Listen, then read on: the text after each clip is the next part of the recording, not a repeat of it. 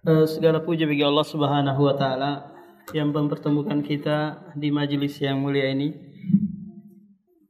di rumah dari rumah-rumah Allah Subhanahu wa taala, tidak lain untuk tafaqquhu fiddin, mempelajari agama Islam, agama yang penuh dengan khasanah ilmiah.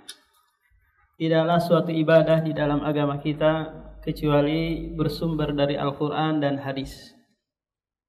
Apakah itu dari sisi motivasi ataukah ibadah itu sendiri, haruslah ada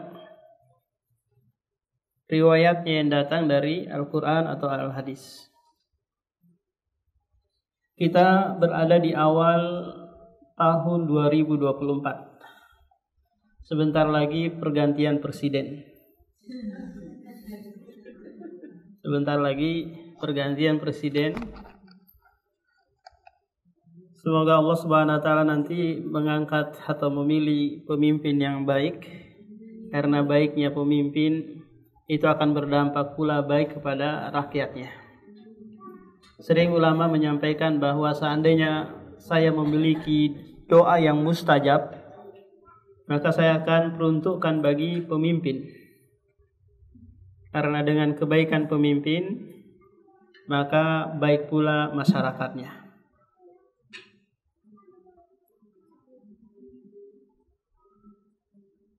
Nah, kita berada di awal tahun 2024. Berarti jatah umur kita berkurang. Kalau sekiranya Allah memberikan jatah umur kepada kita hanya 60 tahun, kalau kita sekarang sudah di 40, berarti berkurang lagi setahun kan? Ya. Sekaligus Allah memberikan kesempatan bagi kita untuk memperbaiki diri, meningkatkan ibadah. Karena sejatinya hari demi hari, minggu demi minggu, bulan demi bulan dan seterusnya, itu adalah masa yang Allah peruntukkan buat kita beribadah di dalamnya. Beribadah di dalamnya. Maka Allah bersumpah, wal asri innal insana lafi khusr illal ladzina amanu wa amilus solihati wa tawasaw bil haqqi wa tawasaw bis sabr. Demi masa sesungguhnya manusia itu benar-benar berada pada kerugian, kecuali orang-orang yang beribadah kepada Allah. Mereka adalah orang yang beruntung. Rasulullah SAW pernah ditanya, ayyun nasi khairun? Qala man tala umruhu wa hasuna amaluhu. Wa ayyun nasi syarrun? Qala man sa'a amaluhu man tala umruhu wa sa'a amaluhu. Manusia manakah yang terbaik? Maka kata Rasulullah, manusia yang panjang umurnya dan makin baik pula amalannya. Tidak sebagaimana yang dikatakan oleh orang, tua-tua keladi makin tua makin jadi ya.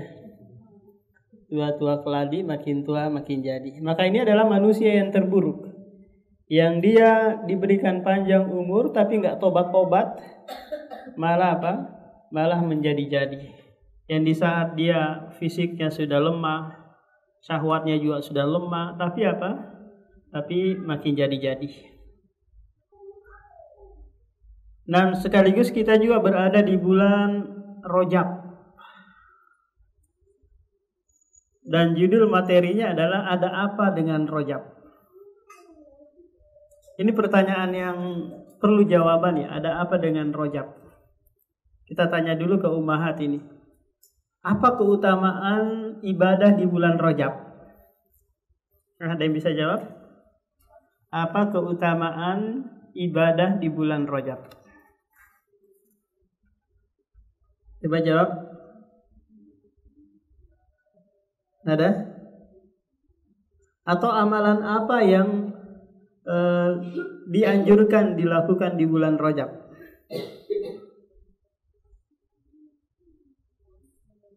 Puasa, sholat, zakat. Iya, buat ibadah-ibadah yang lain. Berarti nggak ada keutamaannya. Hah? Nggak ada atau ada? Iya. Apa keutamaan ibadah di bulan Rajab?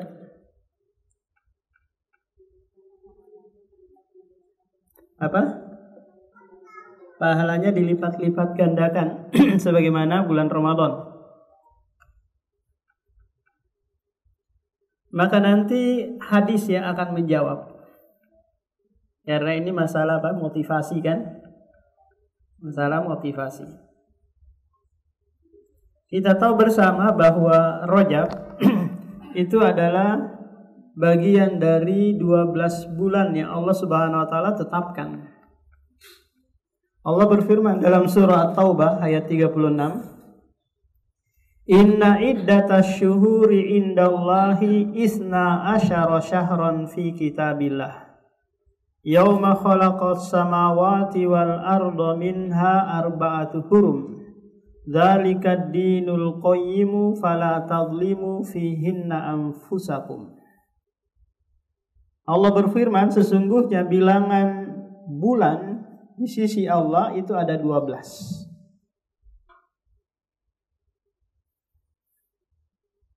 Setelah Allah Subhanahu wa taala menciptakan langit dan bumi. Dan di antara 12 bulan tersebut ada 4 bulan haram. 4 bulan haram. Maka di 4 bulan haram ini fala tadlimu fihinna anfusakum. Janganlah kalian menzalimi diri kalian. Nah, di sini ada 4 bulan yang istimewa di antara bulan-bulan 12 tadi,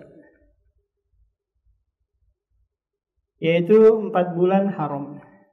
Kemudian datang Rasulullah SAW menyebutkan 4 bulan tersebut, yaitu salah satun mutawaliyatun, 3 bulan yang berturut-turut. Yang pertama adalah Dzulqa'dah, Dzulhijjah, Muharram. Dan yang keempat adalah Rajab. Kenapa dikatakan 4 bulan ini bulan haram? Dikarenakan di dalamnya kita tidak boleh melakukan qital, peperangan. Ini alasan yang pertama. Haram menumpahkan darah di bulan tersebut. Karena ini telah diyakini juga oleh orang-orang musyrik. Ada juga yang mengatakan sejak zaman Nabi Ibrahim alaihi salam 4 bulan ini diagungkan, dimuliakan. Sekaligus juga 4 bulan ini sebagai waktu bagi mereka untuk melakukan perjalanan agar bisa berhaji dengan aman di bulan Dzulhijjah. Karena mereka kan haji itu dengan berjalan kaki atau dengan berkendaraan onta atau kuda, sehingga membutuhkan waktu yang lama. Nah, kalau sekiranya tidak diharamkan melakukan pertumpahan darah, perampokan di dalam bulan-bulan ini, maka memungkinkan bagi mereka untuk menghalau, merampok para jemaah haji.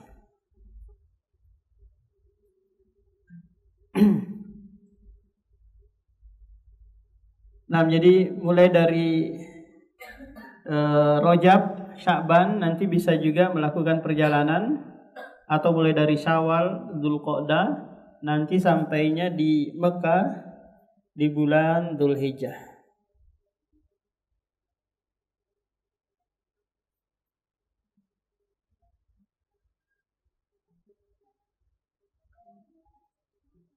Nah, jadi Al-Qadhi Abu Ya'la mengatakan dinamakan bulan haram karena 2 makna. Yang pertama, pada bulan tersebut diharamkan pembunuhan, diharamkan melakukan penganiayaan. Yang kedua, pada bulan tersebut diharamkan juga untuk melakukan perbuatan yang haram. Lebih ditekankan dibandingkan di bulan-bulan yang lainnya. Ini alasan 4 bulan ini dinamakan bulan-bulan haram. Nah, sekarang kita terkhusus pada pembahasan bulan Rajab. Di bulan Rajab. Bulan Rajab itu terletak antara apa? Antara Jumadal Akhir dan Sya'ban ya. Iya, Sya'ban. Kita sering mendengar ceramah atau membaca hadis mungkin tentang keutamaan bulan Rajab. Tapi semua hadis-hadis yang datang menjelaskan tentang keutamaan bulan Rajab semuanya dhaif. Semuanya lemah, bahkan banyak yang maudhu. Maudhu itu dibuat-buat. Ibnu Hajar Al-Asqalani membuat sendiri risalah tentang hal ini yang berjudulkan Tabyinul Ajab fi ma warada min fadailir Rajab. Penjelasan yang menakjubkan tentang hadis-hadis yang datang menjelaskan keutamaan bulan Rajab. Kemudian beliau memberikan kesimpulan semuanya hadisnya dhaif dan palsu. Maka nanti kita akan bacakan 10 hadis ya tentang keutamaan bulan Rajab. Barangkali ini sudah tertanam di ingatan kita. Ternyata hadisnya dhaif. Nah, kalau sudah seperti itu, sudah tertanam, ya kita berusaha mengangkatnya dan menghilangkannya. Karena dulu mungkin kita sumbernya yang salah atau tidak paham ini hadis dhaif atau hadis sahih. Ingat bahwa apapun hadis yang datang tentang keutamaan bulan Rajab itu semuanya lemah.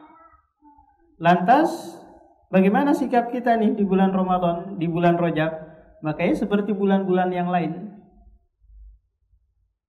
Seperti bulan-bulan lain. Beda dengan bulan apa? Bulan Ramadan, kita ada spesial sendiri di sana beribadah. Ada juga kaum muslimin yang mengatakan bahwa di bulan Rajab ini Rasulullah di Isra Mi'rajkan ya. Benarkah? Nah, sehingga mereka membuat apa? Acara-acara Isra Mi'raj. Dan ini juga diperselisihkan oleh para ulama tentang tahun dan bulannya. Ada yang mengatakan Rasulullah Isra Mi'raj itu setahun sebelum hijrah ke Madinah. Ada juga yang mengatakan 3 tahun sebelum hijrah ke Madinah.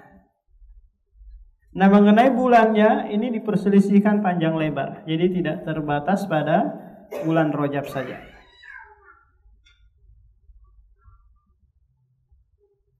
Nah, kita baca hadis-hadis, ada 10 hadis yang menjelaskan tentang keutamaan bulan Rajab. Hadis yang pertama, inna fil jannati naharon yuqalu laha Rajab ma'uhu ashaddu bayadun minal labani wa ahalla minal asali man shoma yawman min Rajab saqahu Allahu min dzalikan nahri. Ini hadis yang palsu karena di dalam rawinya ada yang dhaif. Sesungguhnya di dalam surga itu ada sungai yang disebut dengan Rajab. Airnya lebih putih daripada susu, lebih manis daripada madu. Barang siapa yang berpuasa 1 hari di bulan Rajab, maka Allah akan memberikan minum dari air dari sungai tersebut. Nah, ini hadis dhaif yang menjelaskan keutamaan berpuasa di bulan Rajab.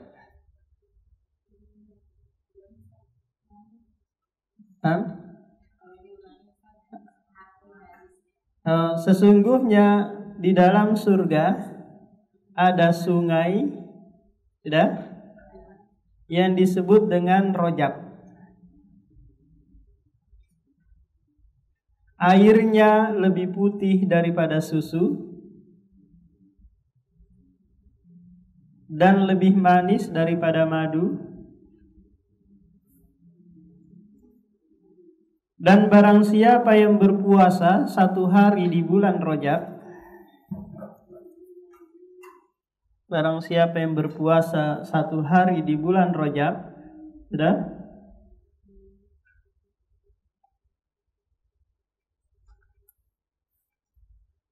Maka Allah akan memberikan minum dari sungai tersebut. Maka Allah akan memberikan minum dari sungai tersebut. Sudah? Jadi ini hadis yang menjelaskan apa? Keutamaan berpuasa di bulan Rajab. 1 hari saja seperti ini keutamaannya. Tapi ini hadisnya lemah. Tidak sahih. Kalau kita berpuasa di bulan Rajab ya sebagaimana bulan-bulan yang lainnya. Kita puasa Senin Kamis mungkin atau Ayyamul Bid. Nah, maka seperti hari-hari yang lain.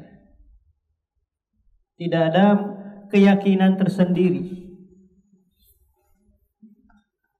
Kemudian hadis yang kedua yang sering juga masyhur ya di kalangan kaum muslimin, yaitu doa Allahumma barik lana fi Rajab wa Sya'ban wa ballighna Ramadan. Wa ballighna Ramadan. Iya. Ya Allah, berkahilah kami di bulan Rajab, berkahilah untuk kami di bulan Rajab dan Sya'ban, dan sampaikanlah kami ke bulan Ramadan. Ini bisa saja dianggap sebagai doa, tapi penyandaran kepada Rasulullah ini nggak benar. Paham? Ini hanya isinya doa. Ya Allah, berkahilah untuk kami di bulan Rajab dan Sya'ban, dan sampaikanlah kami ke bulan Ramadan. Mau dibaca silahkan, sebagai doa nggak ada masalah.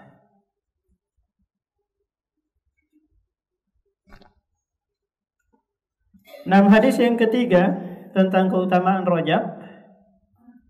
Fadlu syahri Rajabin ala syuhuri ka fadlil Qur'an ala sairil kalami. Keutamaan bulan Rajab atas bulan-bulan yang lain seperti keutamaan Al-Qur'an atas seluruh ucapan.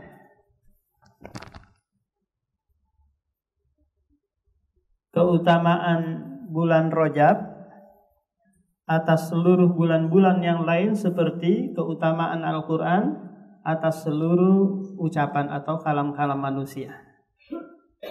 Ini tidak menyebutkan ibadah ya, tapi menyebutkan apa? Keutamaan Rajab. Nah, kalau kita lihat ini akan bertentangan dengan hadis yang lain, yaitu tentang keutamaan Ramadan, Muharram, dan bulan-bulan yang lainnya.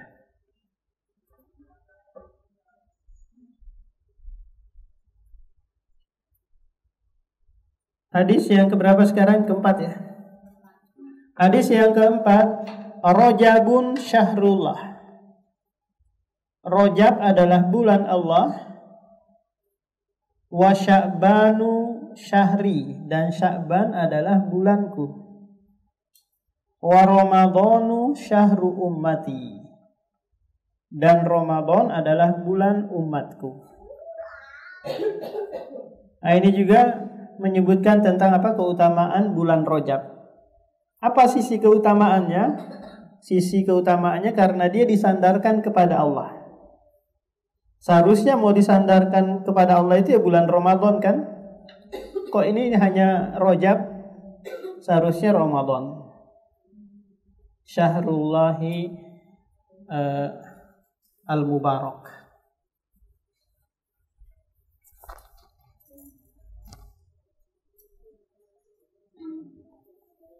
Hadis yang kelima yang menyebutkan keutamaan bulan Rajab, la takfulu an awwali jum'atin min Rajab fa innaha lailatun tusammiha al-malaikatu ar-raghaibah. Janganlah kalian lalai dari awal Jumat bulan Rajab. dari awal Jumat bulan Rajab. Karena dia adalah malam yang dinamakan oleh malaikat malam rogoib, malam-malam berharap. Janganlah kalian lalai dari Jumat pertama bulan Rajab, karena dia adalah malam yang dinamakan malaikat oleh malaikat tadi apa? Rogoib, malam-malam berharap. Dinamakan oleh malaikat rogoib. Maksudnya rogoib ini objeknya, bukan sifat dari malaikat. Rogoib, rogibah, malam-malam berharap.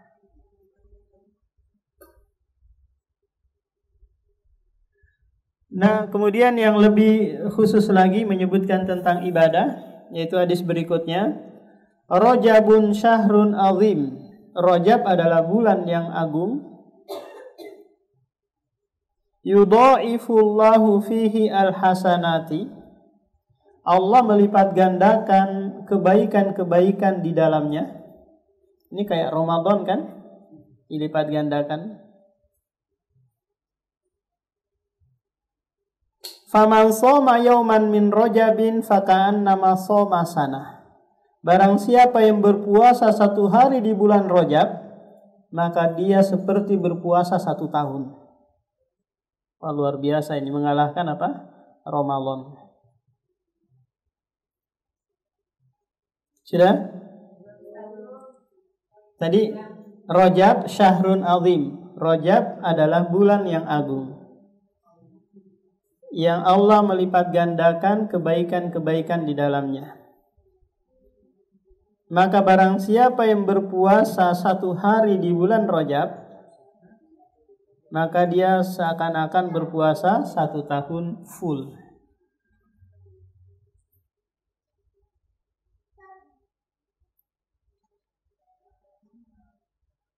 Terus masih ada kelanjutannya hadisnya. Wa man shoma minhu sab'ata ayyamin. Barang siapa yang berpuasa 7 hari di bulan Rajab, Gulliqat anhu sab'atu abwabi jahannam. Maka akan ditutup pintu neraka untuknya. Barang siapa yang berpuasa 7 hari di bulan Rajab, maka akan ditutup 7 pintu neraka untuknya. 7 pintu neraka untuknya. Pintu neraka itu ada berapa? Ada 7 kan? Nah, berarti nggak ada jalan dia untuk masuk ke neraka. Dengan sebab apa? Berpuasa 7 hari di bulan Rajab. Wa man shoma minhu samaniyata ayyam. Barang siapa berpuasa 8 hari di bulan Rajab, futihat lahu samaniyatu abwabil jannah. Maka akan dibukakan pintu surga untuknya yang 8 itu. Kita ulangin. Barang siapa yang berpuasa 8 hari di bulan Rajab, maka akan dibukakan baginya 8 pintu surga. Aduh, terserah dia nih mau masuk dari pintu mana aja. Cukup berapa? 8 hari berpuasa. Kalau 1 hari berarti 1 pintu surga ya. Masih ada kelanjutannya. Wa man shoma minhu asyara ayyamin. Barang siapa yang berpuasa 10 hari di bulan Rajab, lam yas'alillaha illa a'tahu. Tidaklah dia meminta kepada Allah kecuali dia akan diberikan. Ini keutamaan berpuasa 10 hari. Dan barang siapa yang berpuasa 10 hari, tidaklah dia meminta sesuatu kepada Allah kecuali Allah akan memberikannya.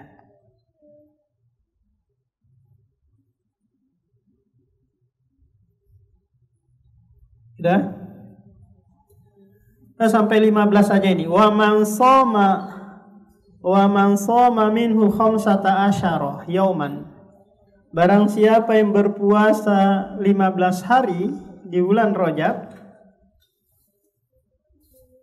nada munadin fis sama, maka malaikat akan menyeru di langit. Apa seruannya? Qad ghafarallahu kama madha. Allah telah mengampuni dosa-dosamu yang telah berlalu. Jadi apa? Barang siapa yang berpuasa 15 hari, maka malaikat akan menyeru di langit, Allah telah mengampuni dosa-dosamu yang telah berlalu.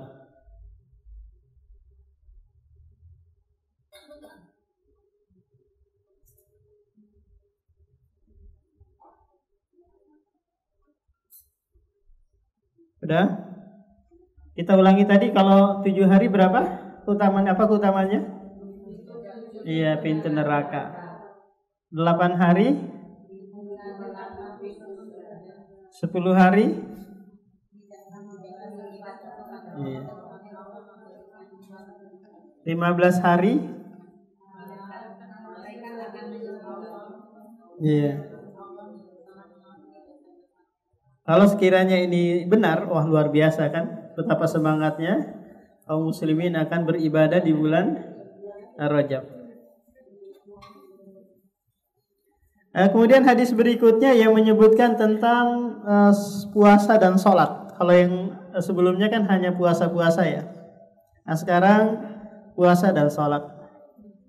Man shoma yauman min Rajabin wa shalla raka'ataini yaqra'u fi kulli raka'atin mi'atu marra ayatal kursi wa fi tsaniyah mi'atu marratin qul huwallahu ahad lam yamut hatta yara maq'adahu minal jannah. Barang siapa yang berpuasa 1 hari di bulan Rajab, sudah? Barang siapa yang berpuasa 1 hari di bulan Rajab dan dia sholat 2 rakaat, sudah? Dan dia sholat 2 rakaat. Di rakaat pertama dia membaca 100 kali ayat kursi. Wah luar biasa ini, 100 kali ayat kursi, sudah? Dan di rakaat pertama dia membaca 100 kali ayat kursi. Blenger ini ya, 100 kali. Sudah? Wa fi tsaniyah, dan di rakaat kedua dia membaca 100 kali surah Al-Ikhlas. Qul huwallahu ahad dia baca 100 kali. Sudah? Maka keutamaannya lam yamut, tidaklah dia mati kecuali dia melihat tempatnya di surga. Tidaklah dia mati kecuali dia melihat dulu tempatnya di surga. Apa? Sebelum dia mati dia lihat dulu, oh ini tempatku nih, sudah kenyata nih. Tidaklah dia mati kecuali dia melihat dulu tempatnya di surga.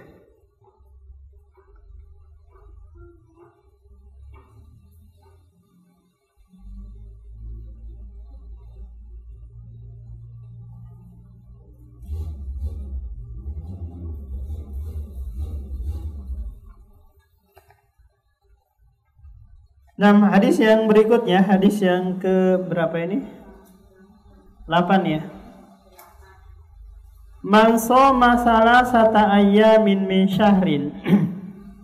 Barang siapa yang berpuasa 3 hari di bulan haram,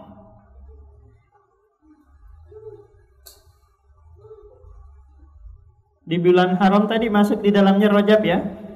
Ya. 3 hari tersebut adalah Kamis, Jumat, dan Sabtu. Barang siapa yang berpuasa 3 hari di bulan haram, 3 hari tersebut adalah Kamis, Jumat, dan Sabtu. Kataballahu lahu ibadata tis'u mi'ati sanah. Allah akan mencatat baginya ibadah 900 tahun. Allah akan mencatat baginya apa? Ibadah 900 tahun. 900 tahun.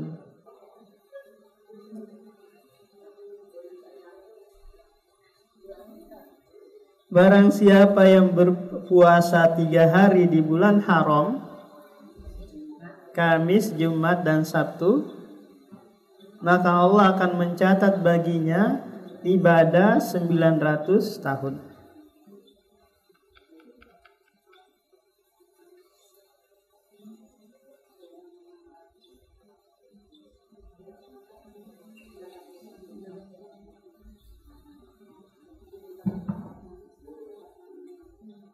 Kemudian hadis yang terakhir tentang keutamaan bulan Rajab. Shaumu awwali yaumin min Rajab kafaratu salasi sinina. Wasani kafaratu sanataini. Summa kulli yaumin syahran. Berpuasa di hari pertama bulan Rajab, berpuasa hari pertama di bulan Rajab, kafaratun, menggugurkan dosa-dosa selama 3 tahun. Menggugurkan dosa-dosa selama 3 tahun. Dan berpuasa di hari kedua menggugurkan dosa-dosa selama 2 tahun.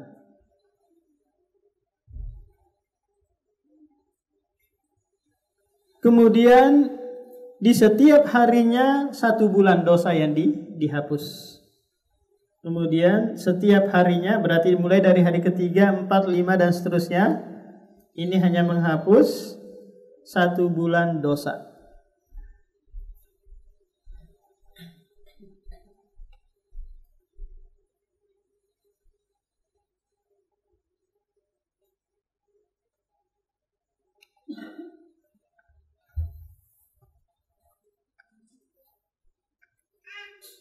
Nah, ini hadis-hadis yang menjelaskan, masih banyak lagi di sana hadis-hadis yang menyebar atau masyhur di telinga masyarakat tentang keutamaan bulan Rajab.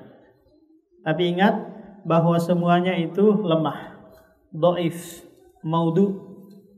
Apa bedanya dhaif dan maudhu? Kalau dhaif itu mungkin dari sisi rawinya atau dari sisi sanadnya, matannya. Kalau maudhu itu adalah sesuatu yang dibuat-buat, la aslalahu, tidak ada asal usulnya. Mau dicari di kitab mana saja nggak ada. Seperti man akala salome dakhalal jannah. Barang siapa yang makan salome maka akan masuk surga. Maka ini hadis yang la aslalahu, tidak ada asal usulnya. Siapa yang membuatnya ini? Yang membuatnya Burhanuddin. Man akala salome dakhalal jannah. Ini sebagai bentuk motivasi bagi orang Balikpapan dan si penjual salome agar laris dagangannya. Man akala salome dakhalal jannah.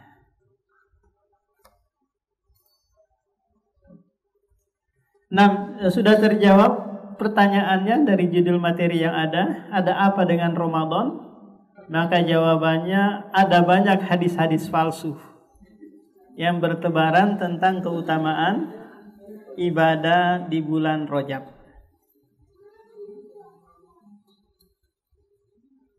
Maka kita ini aja timbulkan pertanyaan yang lain saja. Kenapa kita harus beribadah terus-menerus? Kenapa kita harus beribadah terus-menerus? Tidak pada setiap bulan, tidak pada setiap tahun, tapi terus-menerus. Nah, kita ganti apa? Pertanyaannya. Kenapa kita harus beribadah terus-menerus? Ibu-ibu kemarin kan hidup di tahun 2023 kan? Iya. Padahal di tahun 2023 itu kita sudah sholat loh. sudah puasa, sudah sedekah, sudah ngaji juga. Kok diulang lagi di tahun 2024? Hah? Kok diulang lagi? Padahal kita loh sudah beribadah di tahun-tahun kemarin. Coba istirahat dan sebentar. Nah, Allah Subhanahu wa taala menyebutkan di dalam surah Al-Hijr ayat 99 itu, wa'bud rabbaka hatta ya'tiyakal yakin. Beribadahlah kepada Rabbmu hingga kematian datang menjemput. Ini kalau dipahami oleh ahli tafsir, yakin di sini adalah kematian. Sebagaimana disebutkan dalam surah Al-Mudaththir, hatta ataniyal yakin. Nah, beda dengan orang-orang sufi. Kalau mereka sudah yakin, mereka nggak mau ibadah. Maka ada tingkatan makrifat hakikat kan. Kalau sudah sampai pada tingkatan hakikat, nyeleneh sudah. Mereka nggak ibadah, nggak sholat. Ya kerjanya buka baju sana sini kayak orang majnun. Ini karena keyakinan bahwa kalau sudah sampai kepada tingkatan yakin, maka nggak perlu lagi ibadah. Tapi yakin yang dimaksud di situ adalah kematian. Suatu yang pasti terjadi tanpa ada keraguan. Tadi pertanyaannya kenapa kita harus beribadah terus-menerus? Maka ini membutuhkan jawaban agar kita mengetahui arti sebuah ibadah yang kita lakukan selama ini. Bukan hanya sekedar rutinitas, bukan hanya sekedar menggugurkan kewajiban, bukan hanya sekedar daripada saya nanti ditegur, daripada saya nanti dinasehatin lagi, saya ibadah saja. Maka jawabannya nanti akan membuka gambaran kepada kita bahwa ternyata ibadah itu adalah kebutuhan yang hakiki dari kehidupan saya. Jawaban yang pertama, karena kita diciptakan untuk beribadah. Ini ummahat. Karena kita diciptakan untuk apa? Beribadah. Dalam artian, kalau Anda mau hidup, harus beribadah. Kalau nggak mau beribadah, jangan hidup. Kan? Kalau nggak mau beribadah, jangan hidup, mati aja sudah. Nggak ada artinya kehidupan Anda kalau tidak beribadah kepada Allah Subhanahu wa taala. Allah berfirman dalam surah Adz-Dzariyat ayat 56, "Wa ma khalaqtul jinna wal insa illa liya'buduni." Tidaklah aku ciptakan jin dan manusia kecuali hanya untuk beribadah kepadaku.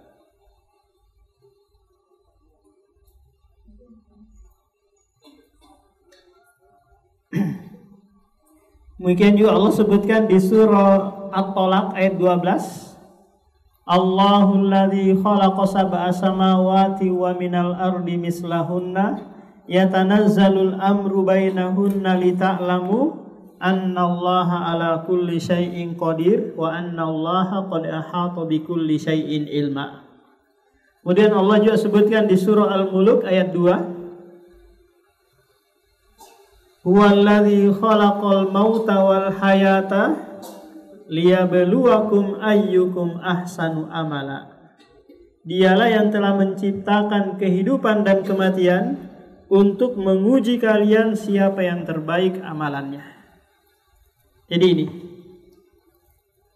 adanya sifat hidup pada diri kita itu mengharuskan menuntut kita apa? Beribadah. Kalau semasa Anda hidup di dunia, selama itu juga Anda beribadah.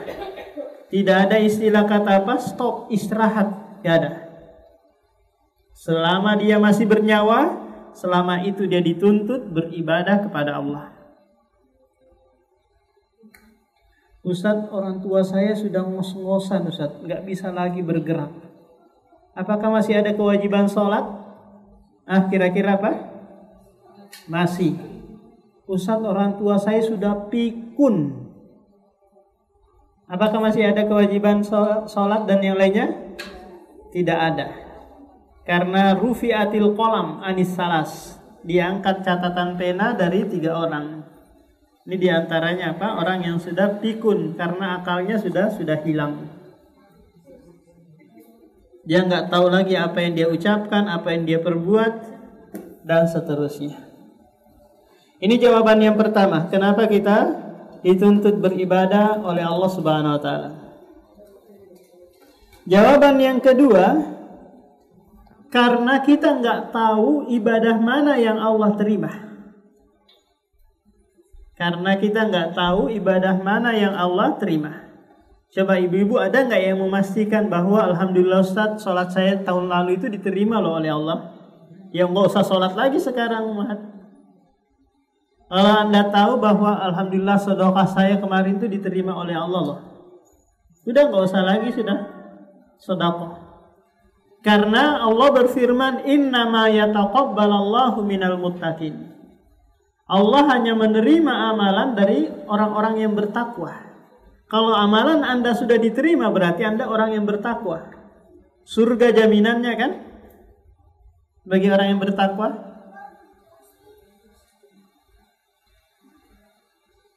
Tak kala ada seorang pengemis datang kepada Abdullah bin Umar, minta uang gitu, ngemis dia.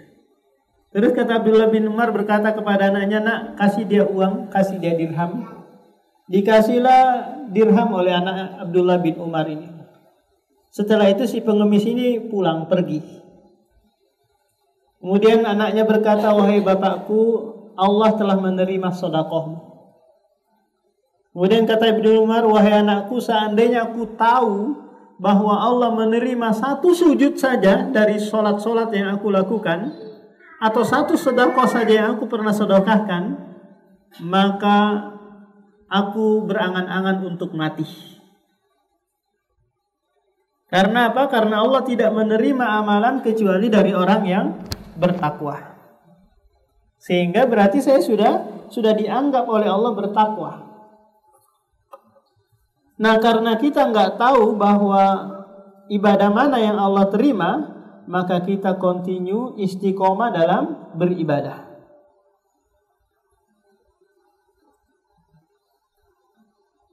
Kita nggak tahu ibadah mana yang Allah terima. Ini jawaban yang kedua. Jawaban yang ketiga, karena ibadah itu adalah sumber kebahagiaan yang hakiki. Sumber kebahagiaan yang hakiki bagi seorang mukmin. Ketenangan hidupnya dia rasakan ketika dia beribadah. Kelezatan, tumakninah, kekhusyuan dia rasakan ketika beribadah. Ketika dia mengingat Allah Subhanahu wa taala. Maka dari sini kita bisa mengambil kesimpulan, jangan pernah berharap kebahagiaan dari selain ibadah. Apakah itu dari harta, dari suami yang tampan mungkin, dari anak, dari mobil, dari rumah, perhiasan.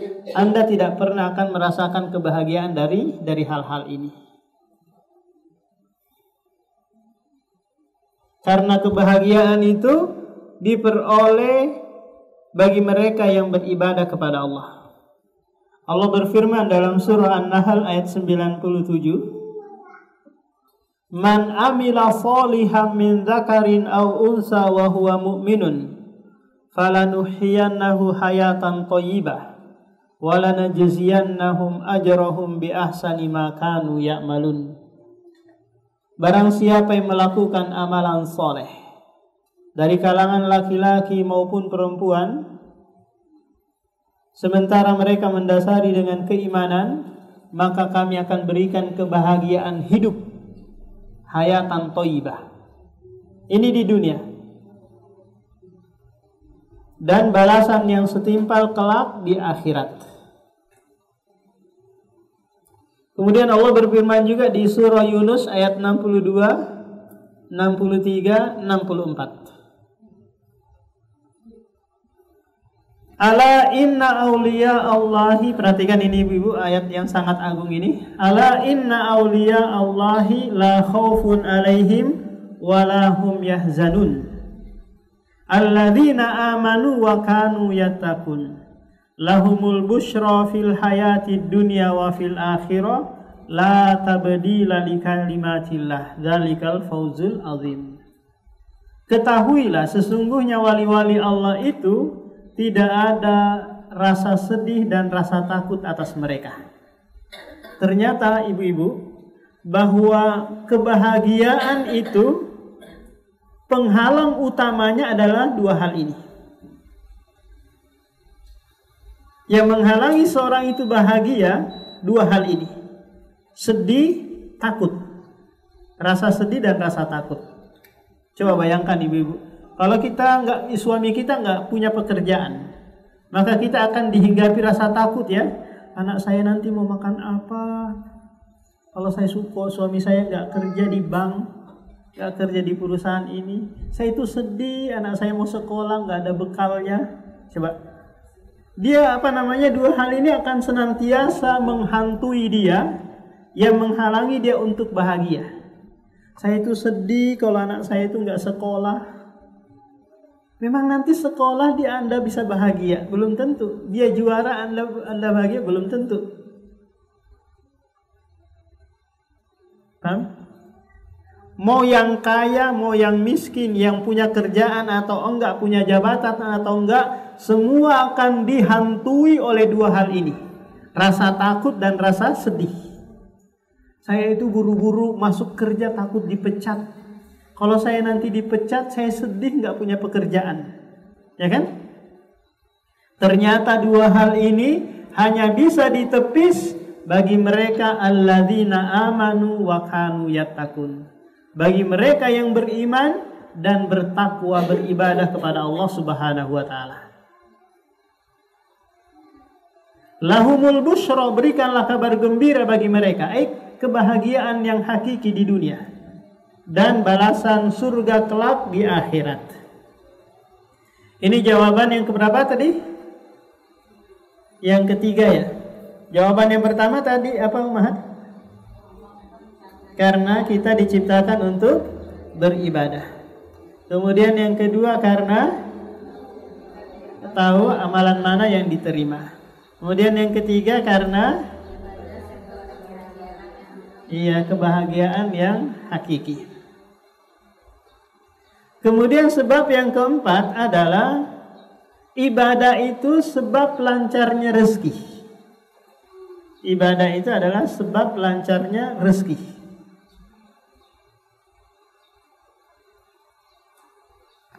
Ibadah adalah sebab lancarnya rezeki. Allah Subhanahu wa taala berfirman di surah Adz-Dzariyat ayat 57. Karena sebelumnya kan ibadah ya. Kemudian setelah itu Allah sebutkan bahwa kami tidak butuh rezeki dari kalian. Kami tidak minta makan, tidak minta rezeki. Kamilah yang memberikan rezeki kepada kalian. Ini menunjukkan bahwa ibadah itu sebab lancarnya rezeki.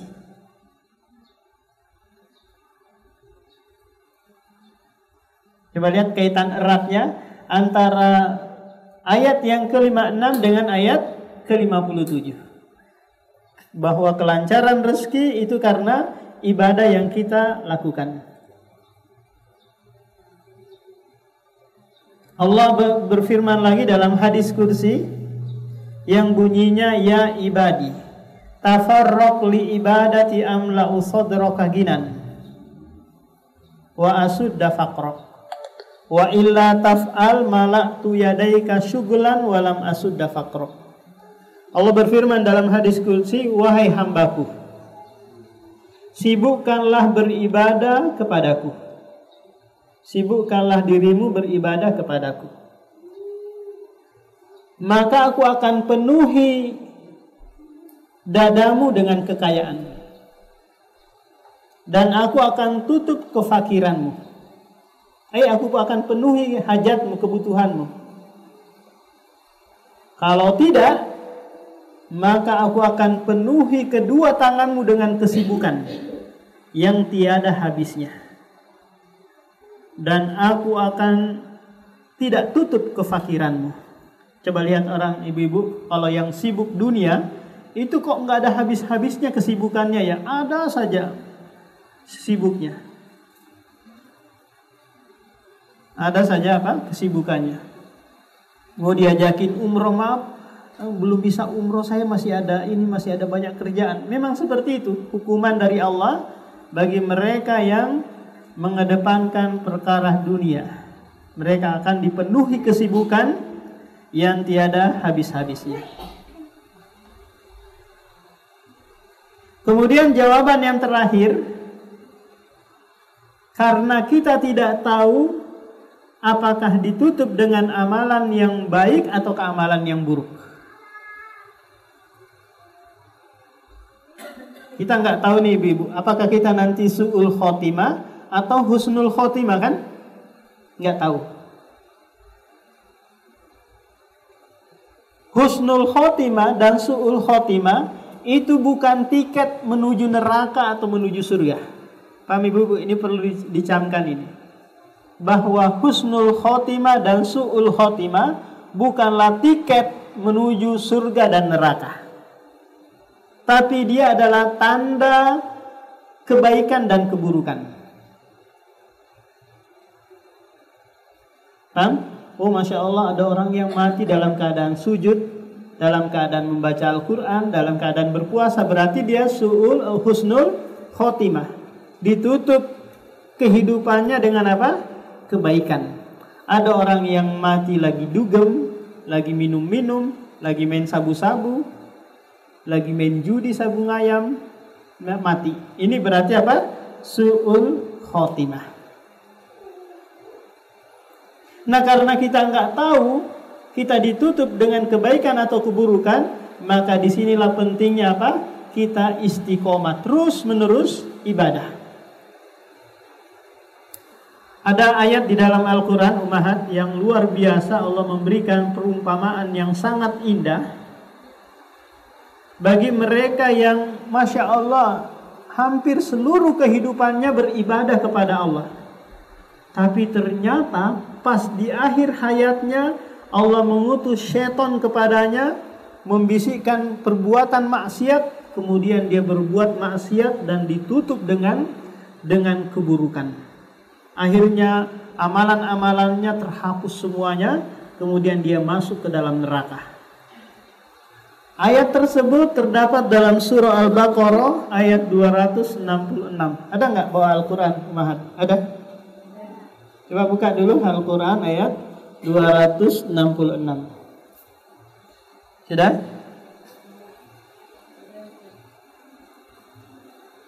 Ayawaddu ahadukum an takuna lahu jannatum min nakhili wa a'nabin tajri min tahtihal anhar wa lahu fiha min kulli samarati fa asabaha al-kibaru wa lahu dzurriyyatun du'afa fa asabaha isarun fiha nar fahtaraqat kadzalika yubayyinullahu lakumul ayati la'allakum taqilun. La'allakum apa? La'allakum tatafakkarun, ya. Apakah kalian senang jika kalian memiliki kebun yang terdapat pohon korma, pohon anggur di dalamnya, yang mengalir sungai-sungai di dalam kebun tersebut? Kemudian dari kebun tersebut keluar buah-buahan yang berbagai macam jenisnya, tapi pemiliknya sudah tua, dan dia memiliki anak yang masih kecil-kecil. Lantas kebun tersebut diterpa oleh badai angin yang disertai oleh api, lantas membakar kebun tersebut. Inilah perumpamaan yang kami buat, kata Allah, agar kalian dapat memahaminya. Ayat ini membingungkan bagi Umar bin Khattab. Akhirnya apa? Dia kumpulkan para sahabat untuk bertanya tentang ayat ini. Tetapi para sahabat hanya menjawab wallahu a'lam. Kami tidak mengetahuinya, Allah yang Maha mengetahui. Akhirnya Umar bin Khattab murka.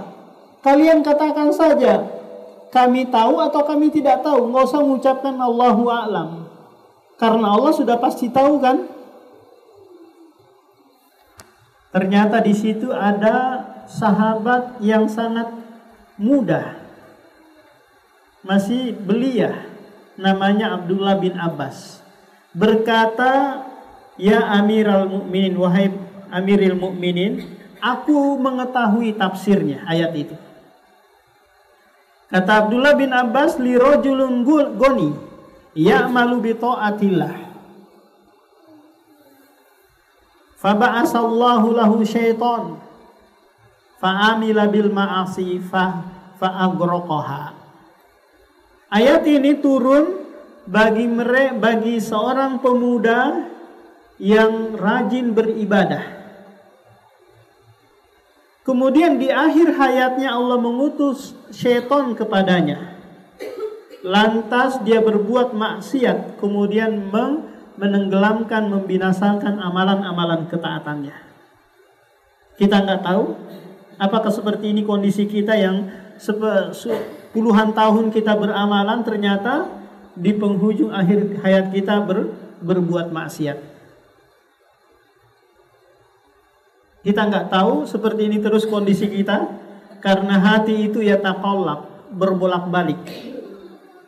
Mungkin di tanggal 13 Februari nanti ada yang ngasih 1 M kepada kita nih, kamu pilih siapa nih? Akhirnya kita apa? Mendukung mereka, kemudian loyal, dan akhirnya berubah sikap, nggak mau hadir kajian lagi, balik memusuhi dakwah lagi, dan seterusnya. Nggak tahu. Maka Rasulullah sering sekali berdoa, ya muqallibal qulubi tsabbit qulubana ala ta'atik. Wahai yang membolak-balikkan hati, tetapkanlah hati kami di atas ketaatan kepadamu.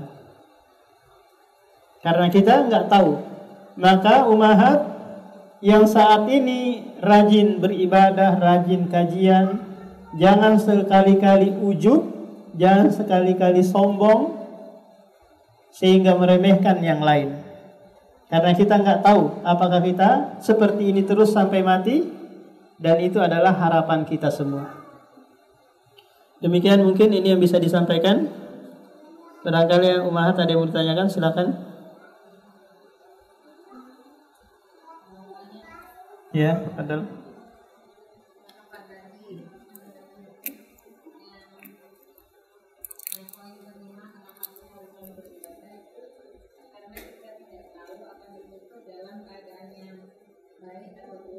Iya.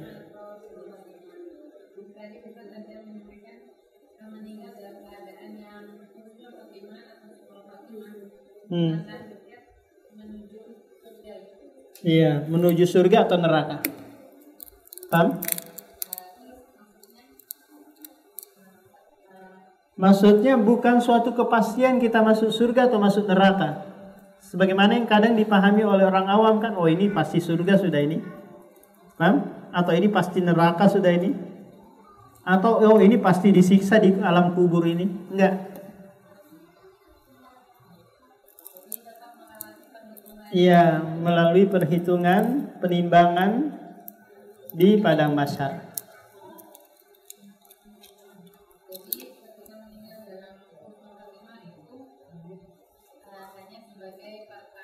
Iya, dia baik. Dia baik di akhir hayatnya. Namanya su'ul khotimah, husnul khotimah kan? Ditutup dengan kebaikan, ditutup dengan keburukan. Hanya sekedar tanda.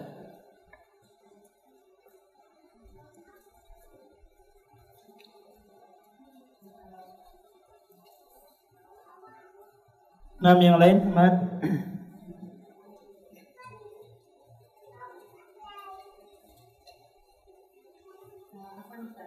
Jadi semisal yang disampaikan Ustaz tadi beliau sama ibunya itu banyak beribadah. Ketika di akhir hayatnya itu yang kita ceritakan tadi, tiba-tiba Allah menguji dan mengutus syaitan kepadanya. kemudian meninggal dalam keadaan Su'ul khotimah ya. itu maksudnya dia meninggalnya kan berarti keadaannya buruk ya Ustaz. Meninggal apa? Meninggalnya dalam keadaan buruk. Iya, buruk. Tapi berarti bisa jadi karena selama ini mungkin kalau dihitung itu selama masa hidupnya itu lebih banyak kebaikannya. Iya.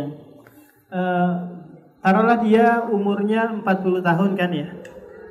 Dia beribadah taruhlah 39 tahun 11 bulan. 11 bulan 29 hari. Ya kan? Satu hari dia berbuat kesyirikan, maka menutup habis seluruh ibadah dan kebaikannya bertahun-tahun. Paham?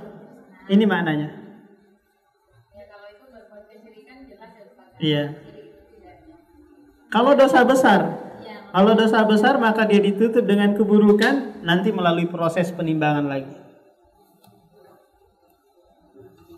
Kita tidak bisa menilai hanya dari Ya, zahirnya. meninggal itu ya Ustaz. Nggak boleh.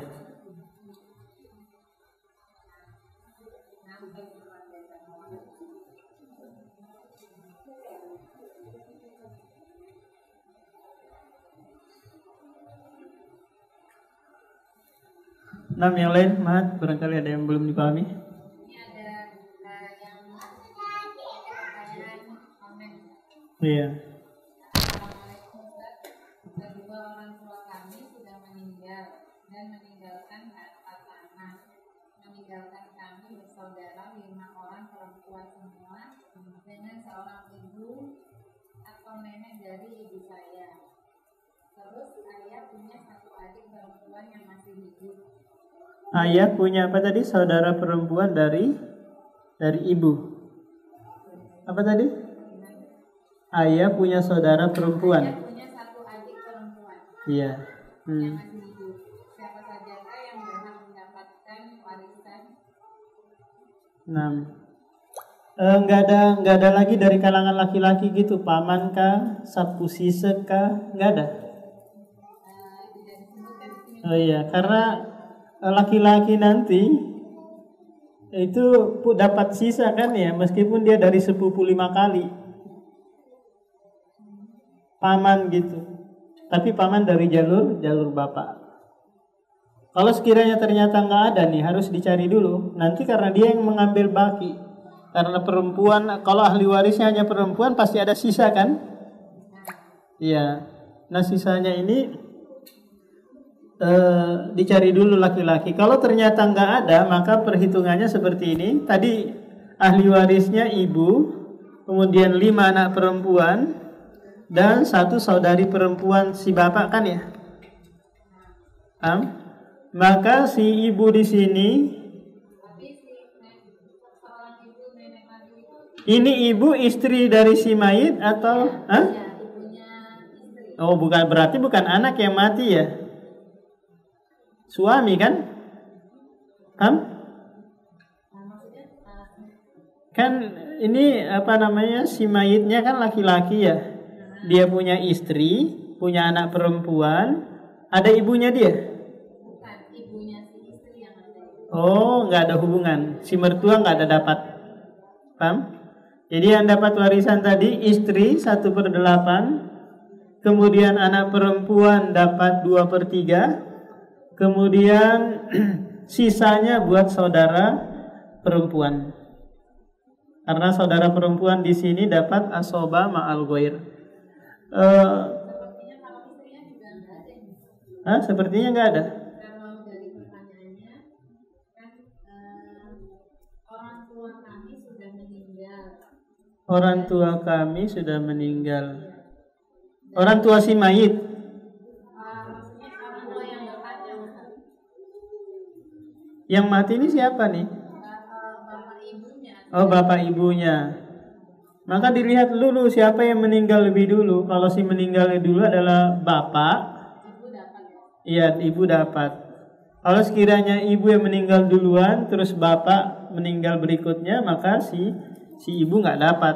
Karena nanti berkaitan lagi dengan ahli waris si ibu ini kan, yang statusnya dia adalah istri di situ. Ternyata sudah meninggal semua, ya kan? Nggak ada. Yang ada hanyalah 5 anak perempuan dan 1 saudari perempuan. Sudah? 1 saudari perempuan. Maka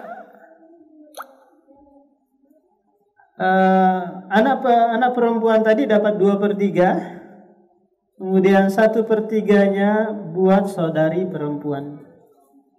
Oh, kecil banget dong 2/3. Iya, kalau hartanya dibagi 3, berarti 2 buat anak perempuan, 1 buat saudari perempuan. Ini kalau nggak ada laki-laki ya. Iya, habis. Nanti karena dilihat lagi berapa uang, berapa tanah. Kalau sekiranya tanahnya 30 meter persegi, maka 20 meter bagi anak, 20 meter bagi 5. Dapat berapa kira-kira itu? Dapat 4 meter satu orangnya. Berarti 2 kali 2 buat WC. Nah, nanti 10 meternya buat si saudari perempuan. Iya, seperti itu.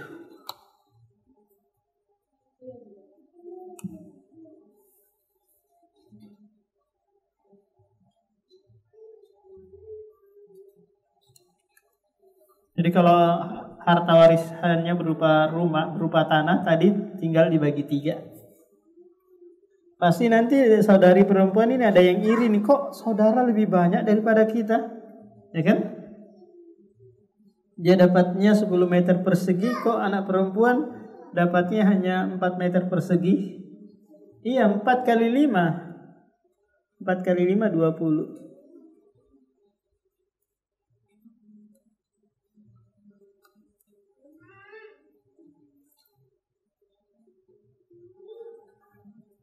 Nah, demikian kalau tidak ada lagi ya. Kalau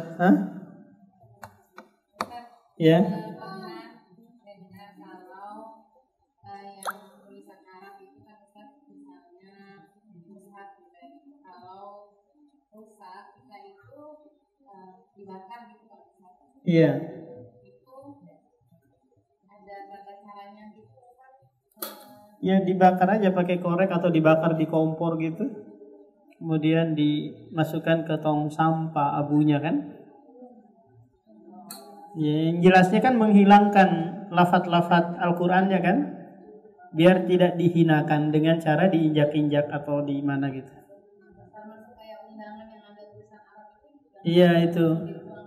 Iya dibakar atau dihapus. Dihapus lafaz-lafaz Al-Qur'annya. Nah, karena di zaman Utsman tak kala dijadikan satu mushaf, yaitu mushaf Utsmani, maka lembaran-lembaran yang lain itu dibakar. Yang di tangan-tangan para sahabat itu lembaran-lembaran Al-Quran itu dibakar, agar kaum muslimin fokus hanya satu mushaf. Ini tujuannya agar tidak ada perselisihan. Kalau ini kita tujuannya agar tidak menghinakan ayat-ayat Al-Quran atau lafaz-lafaz Al-Quran.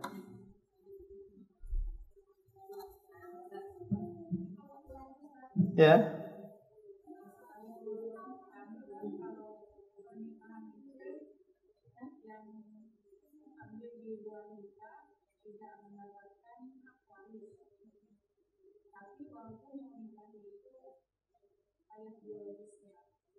Ayah biologisnya.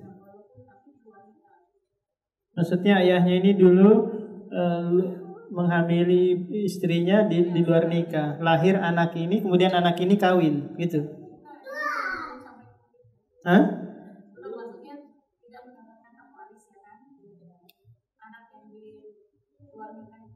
Iya.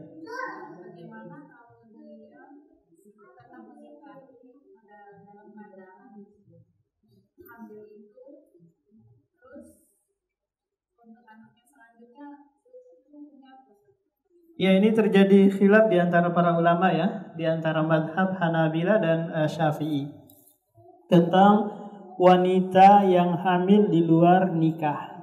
Apakah sah untuk dinikahi ataukah tidak? Kemudian apakah nanti anak yang dia kandung itu disandarkan kepada bapaknya atau tidak? Ataukah nanti dapat warisan atau tidak? Ini terjadi perselisihan. Kalau madhab Hambali menganggap bahwa menikahi wanita yang hamil itu tidak sah. Kenapa? Karena dia masih menjalani masa iddah. Bukankah iddahnya wanita yang hamil sampai melahirkan? Paham? Kemudian juga tidak boleh menyirami kebun orang lain. Ya, tidak di dalam hadis itu disebutkan tidak boleh menyirami kebun orang lain. Apa maksudnya ini? Maksudnya adalah seseorang yang sudah punya lahan, terus dia sudah airi, orang lain nggak boleh mengairi lagi. Wanita yang sudah dihamili itu tidak boleh dijima lagi oleh orang lain. Paham? Nah, ini madhab Hambali. Dan konsekuensinya nanti adalah tidak boleh dinasabkan kepada bapaknya, terus tidak boleh disaling mewarisi. Kalau madhab Syafi'i membolehkan wanita yang hamil dinikahi oleh yang menghamilinya atau orang lain. Namanya apa kalau orang Bugis? Pasamposiri. Tahu? Pasamposiri, penutup malu. Jadi orang lain yang nikahi dia terus dia tidak boleh menjimanya selama dia masih mengandung. Ini konsekuensinya. Tapi pernikahannya tetap sah karena dia tidak menjalani masa iddah wanita ini. Kenapa? Yang menjalani masa iddah itu yang sudah menikah. Ya kan? Ini belum menikah, maka sah-sah saja kalau dia dinikahi oleh orang lain atau yang menggaulinya dia. Nah, yang jadi masalah kalau sekiranya orang lain yang menikahinya, bukan yang menghamilinya, maka nanti kan nggak boleh nih disandarkan kepada dia dan tidak saling mewarisi karena ini statusnya anak tiri dan bapak tiri kan? Iya. Tapi kalau sekiranya yang menikahi yang menghamilinya, maka masih tetap disandarkan kepada dia karena bapak aslinya kok, cuma dengan cara yang haram kan? Plus juga saling mewarisi satu sama lain. Karena itu adalah ayah kandungnya tapi dengan cara yang haram. Ini madhab Syafi'i dan ini yang berlaku di negara kita. Jadi di KUA yang ada itu menerapkan hal ini. Paham? Nah begitu, Mat.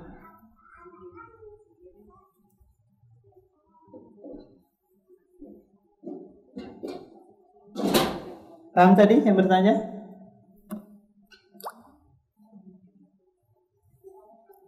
Iya.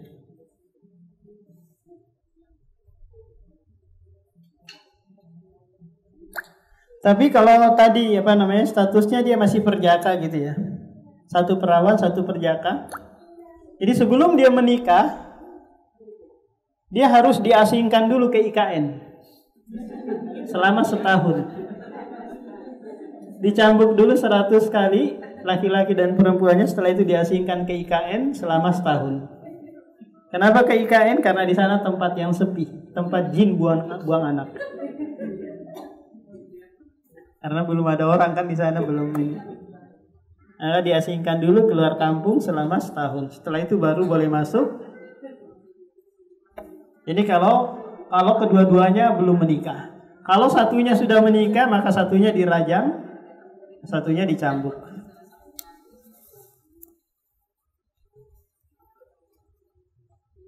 Nah, demikian subhanakallahumma wa bihamdika asyhadu an la ilaha illa anta astaghfiruka wa atubu ilaik. Assalamualaikum warahmatullahi wabarakatuh.